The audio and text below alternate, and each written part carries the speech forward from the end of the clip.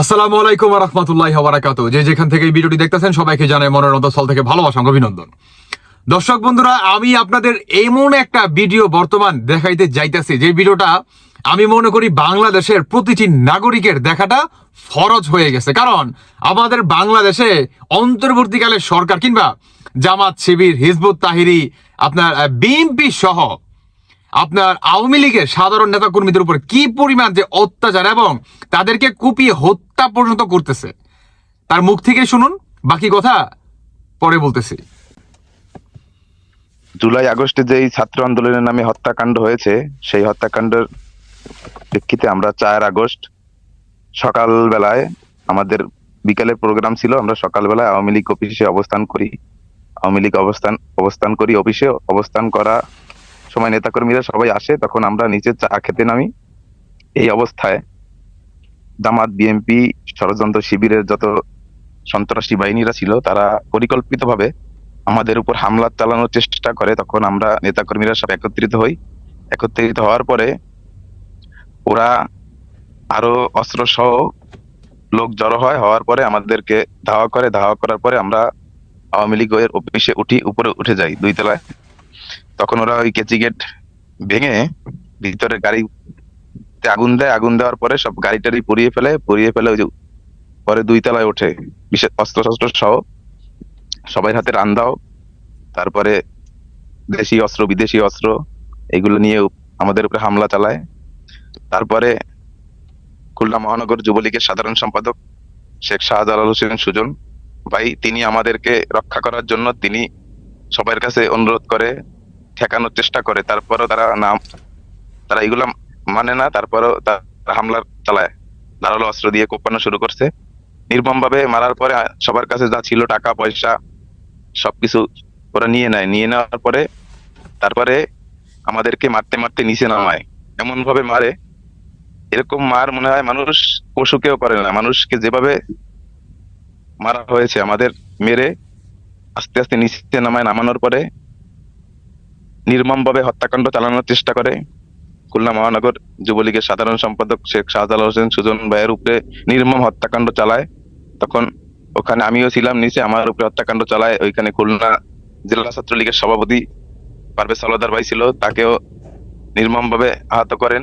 খুলনা মহানগর আওয়ামী লীগের সাধারণ সম্পাদক ছিল, তাকেও নির্মম ভাবে আহত করার পরে ওরা বিভিন্ন অস্ত্র শস্ত্র দিয়ে আমাদের উপরে হামলা চালায়। হামলা চালানোর পরে আমাদেরকে মৃত ভেবে রাস্তায় ফেলে দিয়ে চলে যায়। যখন আমার জ্ঞান আসে তখন আমি দেখি, আমি কথা বলতে পারি না, আমি শুধু চোখ দিয়ে দেখতে পারি যে শুধু আমি একটি হাসপাতালের বারান্দায় আছি।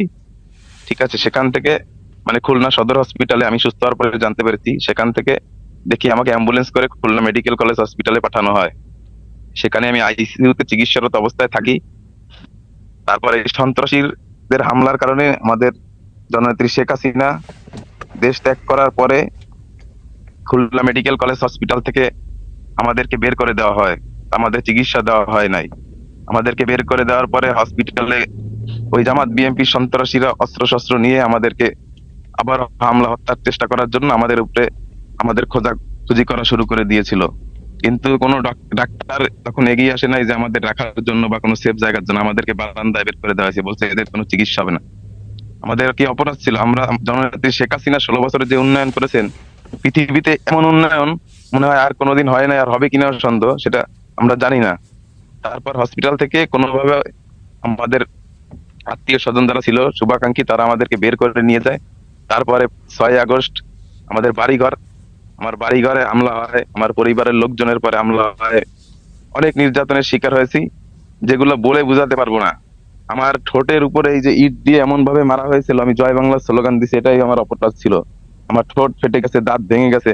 কি বলবো, এরকম ন্যাক্কারজনক ঘটনা বাংলার মানুষ কখনো দেখেছি কিনা সেটা আমরা বলতে পারবো না। আমার ঘর বাড়ি ভেঙে দেওয়া হয়েছে, মিথ্যা মামলা দেওয়া হয়েছে। এখন আমাকে হুমকি দেওয়া হয়েছে, আমাকে পেলে নাকি কুপিয়ে হত্যা করবে, নাকি আমার মাংস টুকরা টুকরো হয়ে যাবে। এখনো শিবিরের নেতা কর্মীরা আমাকে বিভিন্ন ভাবে হুমকি দিচ্ছে যে হ্যাঁ, আমি আছি। জি বলুন, আপনার হ্যাং হয়ে গেছিল, সংক্ষিপ্ত ভাবে শেষ করুন। তারপর থেকে আমার পরিবারকে হুমকি দেওয়া হচ্ছে, বিভিন্ন পর্যায়ে আমাকে হুমকি দেওয়া হচ্ছে। এখান থেকে মনে হয় নেট ডিস্টার্ব করতেছে মনে হয়। আমরাই তো বাঁচি না, তোমাদের কিভাবে বাঁচাবো আমরা? তোমাদেরকে কিভাবে রক্ষা করবো আমরা নিজেরাই তো বাঁচি না। এরকম নির্মম হত্যাকাণ্ডের তীব্র নিন্দা জানাই। আচ্ছা, হ্যাঁ, তারপরে ইয়াসিন জয়, আপনি বলুন তো, এই যে যারা আপনাদেরকে অফিসে আপনি সহ আর অনেককে এরকম প্রায় মৃত অবস্থায় রেখে তারা ভাবছিল যে আপনারা বেঁচে নেই, চলে গেল, এরা কারা? এদেরকে অবশ্যই ওই এলাকার কেউ বা তাদেরকে আপনি চিনেন, তাদের পরিচয় বলা যাবে? পরিচয় বলা যাবে মানে এখানে খুলনার জামাত বিএনপি শিবিরের সন্ত্রাসী বাহিনীর ক্যাডার বাহিনীরা ছিল, আর বিভিন্ন জায়গা থেকে সন্ত্রাসী ভাড়া করে আনা হয়েছিল। এখানে 2-3 হাজার লোক ছিল, যাদের প্রত্যেকের হাতে ধারালো রান্দা ছিল, অস্ত্র ছিল, দেশি বিদেশি অস্ত্র ছিল। এগুলো নিয়ে আমাদের কারা উপর নিয়ে হামলা করা যারা হয়। যারা অন্য জায়গা থেকে আনছে বা ওইখানে নিয়ন্ত্রক কারা ছিল, কারা এই নেপথ্যে কারা ছিল, তাদের কি আপনাদের যদি আপনার নিরাপত্তা জনিত কোনো সমস্যা না থাকলে বলতে পারেন নাম। এখানে নিরাপত্তা জনিত কারণ খুলনার ওই যে জামাত, খুলনা বিএনপি জামাত শিবিরের নেতৃত্বে এগুলো হয়েছে। আর হচ্ছে খুলনার তো একটা বিভাগ, বিভিন্ন জেলা থেকে উপজেলা থেকে যেহেতু সেরকম সন্ত্রাসী, আর তার আগে তো অনেক জায়গা থেকে জেল থেকে জঙ্গি বাহিনীরা বের হয়েছে, সকলের সহযোগিতা নিয়ে হামলাটা হয়েছে। আচ্ছা, আচ্ছা। যাক, ভাই আপনি আমাদের সাথেই থাকুন। আপনার এই নির্মম নির্যাতনের কথা আমরা সবাই শুনলাম, তাদের বিচার হবে বাংলাদেশে অবশ্যই। সবশেষে বলবেন, ঢাকা মহানগর উত্তরের রূপনগর থানা ছাত্রলীগের সাবেক সহ সম্পাদক মাইনুর রশিদ প্লটু। প্লটু, আপনি বলুন। আসসালামু আলাইকুম। সকলকে আমার অভিনন্দন ও কৃতজ্ঞতা জানাচ্ছি এবং ধন্যবাদ জানাই নজরুল ভাইকে এবং সকল দর্শক শ্রোতাকে জানাই আমার আন্তরিক সালাম ও অভিনন্দন। আজকে যে দেশের যে পরিস্থিতি শুরু হয়েছে, সেই দেশের আমি একটু সংক্ষিপ্ত কথা বলবো যে জননেত্রী শেখ হাসিনা চলে যাওয়ার আগে ঠিক 4ই আগস্ট সেদিন আমাদের মিরপুর 10 নম্বরে একটি বিএনপি জামাতের সেই হামলাকারীদের যে সেই তাদের হামলাকারীদের নিয়ন্ত্রণ ঠেকাতে আমরা বিশাল আয়োজন করেছিলাম এখানে মিরপুরে সেখানে আমাদের অনেক নেতাকর্মী ছিল, অনেকেই ছিল। তো আমি সেখানে বেশিক্ষণ স্থান করতে পারিনি, বললো যে তুমি তাড়াতাড়ি যাও, তোমার নিরাপত্তার কারণে আমি তাড়াতাড়ি চলে যেতে হয় আমার নিজ বাসস্থানে। তো তারপরের দিন 5ই আগস্ট যে বর্তমান যে অবৈধ শাসকের মেটিকুলাস ডিজাইন, তারই পরিকল্পনা দেখলাম একটা ভয়াবহ দৃশ্য। যাই হোক, তো সেই 5ই আগস্টের দিন প্রথম আমার গ্রামের বাড়ি পাবনা জেলার বেড়া উপজেলায় আমার মামার দোকানে হামলা করা হয়। প্রথমত 5ই আগস্টে তার দোকানের গ্লাসটা, তিনি একজন ব্যবসায়ী মানুষ, তাকেও মিথ্যা মামলা দিয়ে ঘর বাড়ি ছাড়া করা হয়। তার তার ব্যবসায়িক দোকানের জিনিসপত্র ভাঙচুর করা হয়। তারপরের দিন 6 তারিখ আমাদের ঠিক তারপরের দিন আমার ঢাকার বাসায় সেখানে আমাদের যে আমার বড় ভাইয়ের ব্যবসায়িক গুদাম ছিল, এখানে সেই গুদামটা আমরা ভাড়া দিয়েছি। এখন বাসা ভাড়া চলে সেখানে সেখানে তালা দেওয়া হয় অন্যায়ভাবে। 6 তারিখে তালা দিয়ে দেয় এবং তালা যখন আমরা খুলতে বলি বলে আমাদের চাঁদা লাগবে, চাঁদা দাও, তারপর দোকান করবে। তো আমরা বলছি যে না, আমরা কোনো টাকা দিব না, এই করবো না। সেই দিনই আবার আমার খালার বাড়িতে আক্রমণ করা হয়। তার বাড়ি দখল করবে, এই করবে সেই করবে, বিএনপি জামাতের কিছু সন্ত্রাসীরা এরা।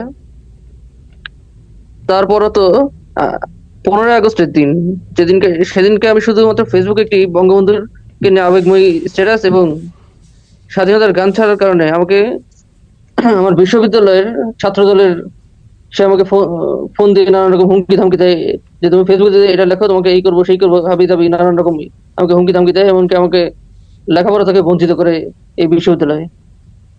তারপরও তো আচ্ছা, আমি আপনার চাঁদাটা চাইছিল কে? তিনি বা তারা কারা? তিনি হচ্ছেন রূপনগর থানার যুবদল করে, তার নাম হচ্ছে রনি, এবং আছে কিছু সেখানকার 6 নং ওয়ার্ডের মানে পল্লবী থানার যে 6 নং ওয়ার্ডের যে বিএনপির নেতারা আছে, নয়ন আছে, তারপর আরো অনেকেই আছে। তাদের এই গ্যাং, এই গং বাহিনী তারা চাঁদা দাবি করেছিল 5,000 টাকা, যে তালা খুলে দিতে পারলেই এত ইয়ে হবে। এমনকি আমাদের 7 দিন মসজিদে ঢুকতে দিছিল না, নামাজ পড়ার যে অধিকার সেই নামাজ পড়তে দিছিল না। আর দ্বিতীয়ত তারপরে আমার মিরপুর কলেজ ছাত্র দলের এক সহ সম্পাদক, তার নাম হচ্ছে শাহিন। সে হচ্ছে আমি শুধু ফেসবুকে কি পোস্ট করেছি তার ভিত্তিতে আমার ঘরে আসছে, ঘরে এসে আমাকে বলতেছে যে সে এরকম এরকম লিখবে, কেন সে যেন না লিখলে তার এই হবে সেই হবে, তাকে এই ক্ষতি করবো সেই ক্ষতি করবো, এই কথা বলে গেছে আমার ঘরে এসে। আচ্ছা। তারপরে তো আমার বাবার নামে, যিনি একজন অসুস্থ মানুষ, তিনি এই এই আন্দোলন চলাকালীন তিনি একজন অসুস্থ, তিনি মাইল স্ট্রোক করেছিলেন, চোখে মাইল স্ট্রোক করে তিনি গিয়েছিলেন। তার নামে মিথ্যা মামলা দিয়েছে, যে মামলার প্রধান আসামি আমাদের জননেত্রী শেখ হাসিনা আপা। তিনি এবং তাকে 386 নম্বর মামলায় পল্লবী থানায় তাকে মামলা দেওয়া হয়, দণ্ডবিধি আইনে ট্রাইব্যুনাল মামলাতে। এই হচ্ছে আমাদের ঘটনা। আচ্ছা শুনে আর দেখতে হবে না, আমি আসলে একটা কথাই বলতে চাই, আমাদের বাংলাদেশের মতো রাজনীতি পৃথিবীর আর কোথাও আছে আমার সেটা মনে হয় না। কারণ এত জঘন্য মনে করেন রাজনীতি, মানে কি প্রতিহিংসার রাজনীতি। আজকে যদি আমি ক্ষমতায় আসি, কালকে তোমাকে দাবড়াবো, আর পরশুদিন যদি তুমি ক্ষমতায় আসো তাহলে তুমি আমাকে দাবড়াবা। মানে একটা দাবড়া দাবড়ির কি প্রতিযোগিতা, মারামারির প্রতিযোগিতা। আমাদের বাংলাদেশের রাজনীতি হচ্ছে সবচেয়ে পৃথিবীর জঘন্যতম একটা রাজনীতি। এর থেকে জঘন্য রাজনীতি আছে বিদা আমার মনে হয় না। আসুন আপনাদেরকে আমি একটা ফুটেজ দেখাই, দেখেন ফুটেজটা দেখেন। এটা হচ্ছে আপনার মানে ঢাকা বিশ্ববিদ্যালয়ে, এরা হচ্ছে কি স্টুডেন্ট, এদেরকে আওয়ামী লীগ সমর্থক করায় এদেরকে বহিষ্কার করে দিচ্ছে। বাংলাদেশের আমি কি বলি না, স্কুল কলেজ মাদ্রাসা বিভিন্ন প্রতিষ্ঠান থেকে এদেরকে কি বহিষ্কার করে দিচ্ছে, এদেরকে শিক্ষা অর্জন করতে দেওয়া যাবে না। তার মানে কি আওয়ামী লীগ যে বা যারা করবে আর অতীতে যারা করছে এদেরকে শিক্ষা প্রতিষ্ঠান কিংবা বিভিন্ন জায়গায় থেকে তাদেরকে বহিষ্কার করে দিচ্ছে। এখন বাংলাদেশে যদি অরাজকতা সৃষ্টি হয় কিংবা বাংলাদেশে যদি একটা অন্যরকম আপনার কি বলে মানে যে কোনো কিছু আপনার সৃষ্টি হতে পারে, তাহলে এইটা কেউ বলবেন না যে এই হচ্ছে আপনার হাসিনার কিংবা আওয়ামী লীগের আসল রূপ। তখন এই কথা কেউ বলবেন না, কারণ বর্তমান আপনারা যা ঘটাইতেছেন এগুলার দায়ভার কিন্তু আপনারা এড়াতে পারবেন না। কারণ আপনারা স্কুল কলেজ আপনার বিভিন্ন প্রতিষ্ঠান থেকে আপনারা বহিষ্কার করে দিচ্ছেন, তাহলে তার কেরিয়ারটা আলটিমেটলি কি হলো সে তো সন্ত্রাসী হয়ে যাবে। কারণ আপনারা জোর জবরদস্তি করে আপনারা তাকে সন্ত্রাসীর পথে ঠেলে দিচ্ছেন। এখন কালকে রাতে যদি সে যদি আপনার গলায় ছুরি ধরে যদি চাঁদাবাজি করে বা করে বা হুমকি দেয়, আপনার ফ্যামিলিকে যদি মারার হুমকি দেয় ধুমকি দেয়, তাহলে আপনি অবাক হবেন না।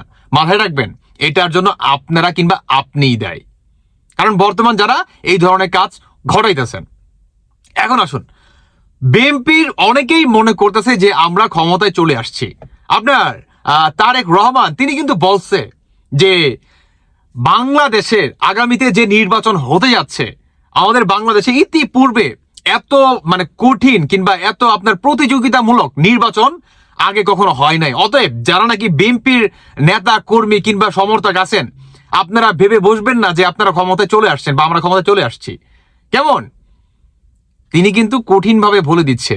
আর আপনারা বর্তমান এই আওয়ামী লীগের উপরে কুপিয়ে হত্যা করা, গণপিটুনি দেওয়া, জামাত শিবির, হিজবুত তাহিরি বা আদার্স অনেক অনেক অনেক পলিটিশিয়ানরা, তা আপনারা এই ধরনের কাজকর্ম কেন ঘটাইতেছেন বলেন? কেন ঘটাইতেছেন? আপনারা কি আলটিমেটলি আওয়ামী লীগকে মানে কি বলে মানে এতটাই শত্রু মনে করতেছেন আপনার ভাষার বাইরে।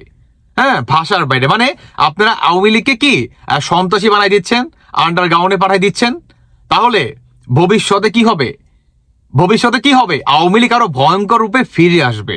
আপনি দেখতে পারেন পৃথিবীর ইতিহাসে, আপনি দেখতে পারেন যে কোন রাজনৈতিক দলকে কখনো আপনার কোন সরকার কিংবা নির্ধারিত কোন পার্টি আপনার কি বলে বহিষ্কার করতে পারে না। যদি করতে চায়, সেই যে পার্টিকে যদি করা হয় সেই পার্টি আরো হাজার গুণ শক্তিশালী হয়ে মনে করেন জনগণের মাঝে ফিরে আসে। এবং আওয়ামী লীগ সেটাই হবে, আওয়ামী লীগ কি সেটাই করবে। বুঝতে পারতেছেন? এই হচ্ছে আমাদের বাংলাদেশের অবস্থা। দর্শক বন্ধুরা, আমি আসলে আর কিছু বলতে চাই না, ভিডিওটা অলমোস্ট অনেক লং হয়ে গেছে। বাকিটা আপনাদের ব্যক্তিগত মতামত অবশ্যই জানিয়ে যাবেন। ধন্যবাদ সবাইকে। আল্লাহ হাফেজ, আসসালামু আলাইকুম।